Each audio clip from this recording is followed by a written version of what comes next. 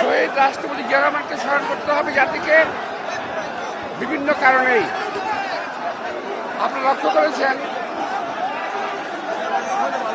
করেছেন সংস্কার করতে করতে বর্তমান সরকার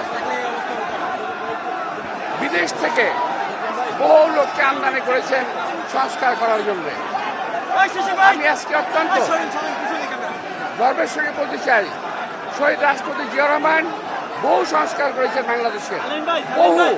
উনি বিদেশ থেকে কোনো পরামর্শ আনেন নাই, উনি দেশে থেকেই দেশের যে সংস্কার করা দরকার তা করেছেন।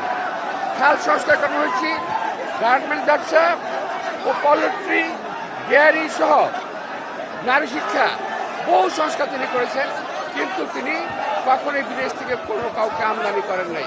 আজকে এই সরকার কিছু বিদেশি লোককে আমদানি করেছেন কিছু সংস্কার করার জন্য। আবার এই সংস্কার করতে করতে এমন জায়গায় চলে গেছে যে তারা আজকে আর নির্বাচন দিতে চায় না।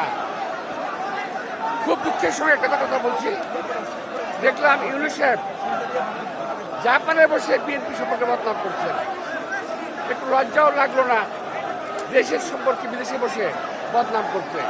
তিনি বললেন একটি দল নির্বাচন চায়, আর আমরা বলতে চাই একটি লোক নির্বাচন চায় না, সে ইউনুস, একটা ইউনুস, ও নির্বাচন চায় না।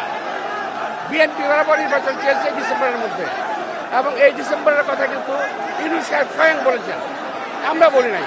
তাই প্রস্তাব পরবর্তীতে তিনি শিফট করে চলে গেলেন জুন মাসে যদি নির্বাচনের কথা বলেন, এই নির্বাচন কখনো বাংলাদেশে হবে না। সুতরাং নির্বাচন যদি করতে হয় ডিসেম্বরের মধ্যে করতে হবে, আর নির্বাচন করতে না চান সেটা ইউনুস সাহেবের দায়িত্ব, আমাদের দায়িত্ব নয়। আমরা জাতির বাংলাদেশের জনগণ এই নির্বাচন আদায় করবে, নইলে এই দেশের ভৌগোলিক অস্থিরতা ঠিক থাকবে।